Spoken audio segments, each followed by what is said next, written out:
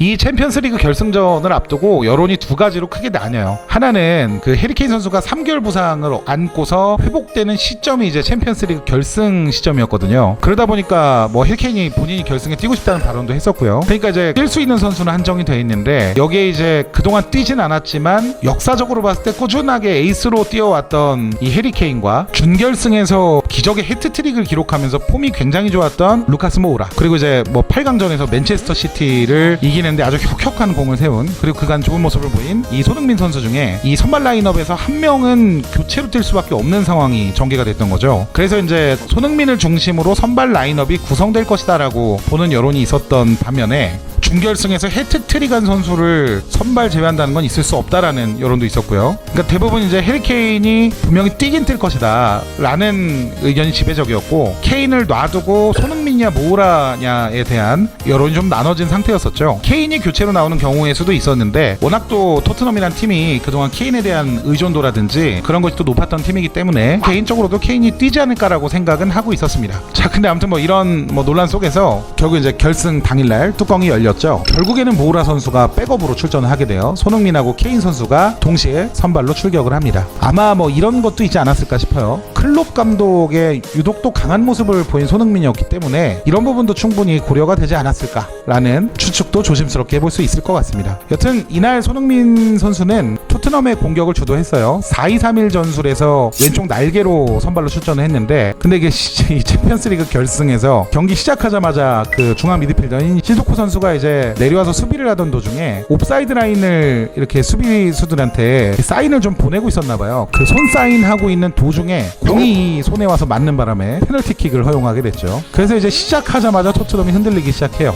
당시 이제 손흥민 선수가 결승 전에도 본인도 알았을 거예요. 언제 또 올지 모르는 기회고 선수 시절의 전성기를 아주 화려하게 만들어줄 수 있는 최고의 커리어를 쌓을 수 있는 기회였기 때문에 굉장히 열심히 뛰었어요. 수비에 가담하는 모습도 많이 보여줬고 볼을 가로챈다든지 클리어링하는 그런 모습들도 보여주면서 굉장히 팀의 이런 분위기를 끌어올리려고 안간힘을 썼었죠. 후반에는 또 공격적인 모습도 많이 보여줬습니다. 이 드리블을 하면서 코너킥을 유도하는 등 이런 뭐 템포를 끌어올리는 역할을 했죠. 아주 날카로운 중거리 슛이 2개 정도가 나왔고요. 이런 활약에도 불구하고 87분에 교체 투입된 오리기 선수에게 추가골을 허용하면서 결국에는 2-0으로 토트넘이 패하면서 준우승에 머무르게 됩니다. 이건 뭐 좀 여담이긴 한데요. 이 경기 끝나고 굉장히 여론이 들끓었어요. 해리케인 선수가 사실 좋지 않은 모습을 보여줬거든요. 그도 그럴 것이 제대로 된 슈팅 한 번을 못 날렸으니까요. 그래서 이제 모우라 손흥민 투톱으로 갔으면 더 괜찮은 경기가 나오지 않았겠냐라는 그런 아쉬움들도 굉장히 많았었죠. 또한 백업 자원 중에 이제 요렌트 선수, 이 선수도 이제 나이도 있고 굉장히 큰 대회에서 잔뼈가 굵은 훌륭한 선수인데 굳이 이렇게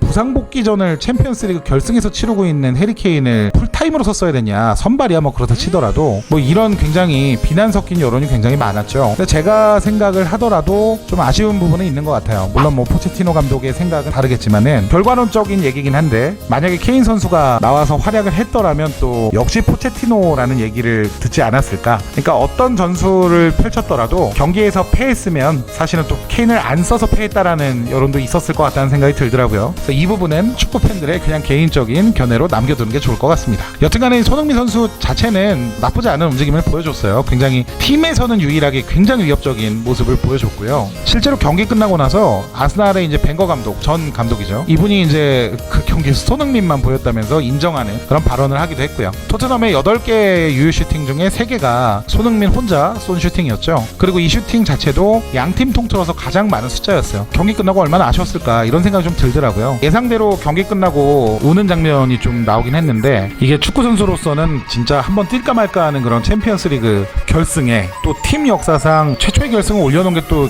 이 손흥민 선수잖아요. 그 중에 한 명이. 그러니까 얼마나 좀 마음이 아팠을까. 굉장히 가슴 찡한 모습이었던 것 같습니다. 경기 끝나고 나서 이제 리버풀의 에이스 살라가 그 손흥민에게 먼저 다가가서 뒤에서 안아주는 모습을 보이죠. 뭐 살라 선수는 많이들 아시겠지만은 그런 비슷한 경험을 많이 겪었던 선수이기 때문에 굉장히 진심으로 위로하는 듯한 듯한 모습을 좀 보여줬고요. 특히 이제 분데스리가에서 활약했던 조엘 마팁 선수 같은 경우 리버풀의 이제 중앙 수비수죠.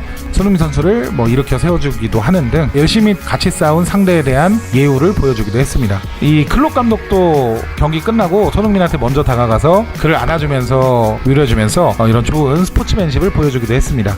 다들 아시다시피 이제 그래서인지 메달도 가장 늦게 수여받았고 경기장에서 가장 마지막에 나간 것도 이제 손흥민이죠. 유튜브를 찾아보시면은 당시에 이제 손흥민 선수가 혼자 울다가 그 관객들한테 인사하는 장면이 있는데 그러다가 이제 관중석으로 다가가 누군가하고 포옹을 하는 그런 장면이 있단 말이에요. 그분이 이제 바로 손흥민 선수의 아버지인 손흥정 선생님입니다. 경기장 바깥에 나가서 보통 믹스트 존이라는 데서 취재진들하고 이제 인터뷰를 하거든요. 선수들이 당연히 인터뷰할 기분이 아니었을 거라고 예상이 들었는데 마찬가지로 그 정중히 거절하고 경기장을 그냥 빠져나갔다고 합니다. 손흥민의 2018-2019 시즌의 기록이 어떻게 되느냐? 네, 42경기 20골 9도움입니다. 그러니까 무려 29개 공격 포인트를 올린 건데 그러면 뭐 거의 한 1.5, 1.7인가요? 네, 한 그 정도의 공격 포인트 하나씩 올린 거니까 그냥 경기 기록만 보더라도 리그를 대표하는 선수들 중에 자타공인 토트넘과 잉글랜드 프리미어리그를 대표하는 그런 공격수 중에 한 명이 이제 손흥민이 됐다 라고 의미를 부여할 수 있는 시즌 같습니다. 저도 그렇고요. 이 손흥민 선수를 굉장히 많은 분들이 좋아하잖아요. 물론 뭐 실력이 좋으니까 그러겠지만 이 선수가 굉장히 인터뷰도 잘하고 인성도 굉장히 훌륭한 선수라는 생각이 많이 들어요. 실제로 이제 2018년 10월 25일 날 아시안게임 금메달 통해서 손흥민 선수가 이제 군면제가 확정이 됐잖아요. 근데 이제 뭐 한편에는 조금 무거운 그런 마음의 짐이 있었는지 몰래 이제 육군 장병들을 위해서 1억 원을 쾌척하기도 했죠. 이때 이제 쾌척한 1억 원이란 금액이 지금까지 대한민국 역사상 개인이 이제 육군 장병들을 위해 기탁한 금액 중에는 최고 금액이라고 합니다. 이것뿐만 아니라 한국 메이커 위시 재단이라는 곳이 있는데 여기가 이제 난치병 환아들을 돕는 곳이에요. 여기에 이제 상호라는 친구가 손흥민 선수를 꼭 만나고 싶다고 얘기를 평소에 해왔다는데 이걸 또 접한 손흥민이 한국에 가면은 상호를 꼭 만나겠다고 하고 결과적으로 이제 실제로 가서 만나고 온 그런 사건도 있었습니다. 워낙 또 이런 팬들에 대한 감사의 마음을 잘 표현하는 선수가 손흥민인데 이게 이제 과거에 몇몇 야구 선수들의 팬사인회 논란 등이 좀 있었거든요. 아주 굉장히 유명한 이 스타 야구 선수가 과거 언론의 인터뷰에서 사인을 너무 많이 해주다 보니까 희소성이 떨어져서 자기는 이제 사인 잘 안 해준다 뭐 이런 얘기를 한 적도 있었는데 그러니까 이런 것들과 비교해서 인터넷에서는 꽤 많은 얘기들이 오고 가기도 했습니다. 뭐 이것뿐만 아니죠. 아시안게임 이제 우즈벡전에서 우리나라가 4강에 올라가게 됐잖아요. 근데 이 경기에서 이제 우즈베키스탄 버스에 직접 본인이 손흥민 선수가 올라가서 선수들을 위로하고 내려오는 등의 그런 좋은 모습을 보여주기도 했고요. 조별리그에서 이제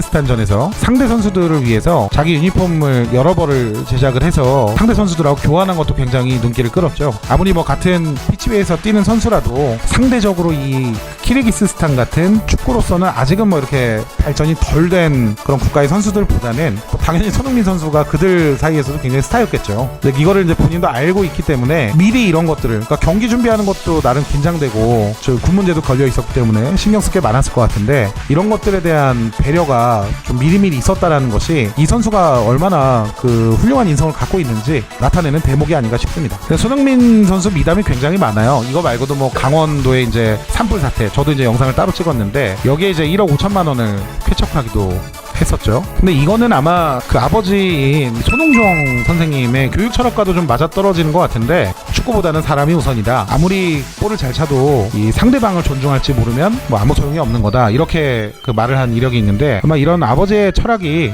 또 이렇게 담긴 굉장히 이제 사람들에게 사랑받을 수밖에 없는 그런 교육을 받아온 선수가 바로 손흥민인 것 같습니다. 지금까지 손흥민 선수에 대한 그냥 그간에 있었던 일들과 어떤 기록들을 만들어 왔는지 그러면서 또 뭐 약간의 여담도 섞으면서 방송을 좀 만들어 봤는데요. 현재 손흥민은 사실은 이제 우리나라를 넘어서 아시아의 역사를 써낸 선수죠. 물론 이 손흥민 선수가 이렇게 월드스타로 자리매김하게 된 것이 어느 부분에 있어서 가장 큰 영향을 준 것이냐에 대한 얘기가 아직도 있는데 이건 좀 여러 가지 의견이 있으신 것 같아요. 그 아버지인 손흥정 씨로부터 좋은 기본기를 배웠고 이 또 손흥정 씨가 승패를 강조하는 이런 학원 축구 시스템이 싫어서 손흥민에게 이제 직접 기본기를 가르쳤다. 성적에 따른 스트레스보다는 최대한 축구의 즐거움을 깨치게 하고 싶었다라는 인터뷰도 한 적이 있는데 이런 걸 보면은 한국 축구의 시스템 안에서 큰 선수라고 보긴 좀 힘들 것 같고 그렇다고 아무 영향을 주지 않았느냐에 대해서는 사실 대한축구협회에서 우수 선수 해외 유학 프로그램이 있었거든요. 2008년 9월에 손흥민 선수가 이 유학 프로그램에 2014년에 6기생으로 독일행 비행기에 오른 거예요. 그리고 이제 함부르크 유스팀에서 축구하면서 말도 배우고 공부도 했고 뭐 이런 과정이 있었기 때문에 축구협회냐 아니면은 호릉정씨냐 이 부분에 대한 것은 논란이 있을 수 있는데, 이런 것들이 아무튼 다들 모여서 만들어진 선수겠죠. 그리고 본인의 노력이나 이런 것들이 가장 컸을 것이고요. 우리가 보는 것은 이미 잘 돼 있는 선수, 이미 만들어져 있는 선수에 대해서 주목을 하는 거지, 이 선수가 얼마나 힘든 과정을 거쳐서 얼마나 많은 시련들과 고난을 이겼는지에 대해서는 사실은 잘 알지 못하지 않습니까? 저도 마찬가지고요. 그러니까 아직 27살, 28살밖에 안 된 선수지만 이미 이 손흥민이라는 한 명의 그런 사람, 인격체가 그 안에 담고 있는 여러 가지 것들은 사실 이미 나이를 떠나서 굉장히 대단한 것이 자리 잡고 있지 않을까라는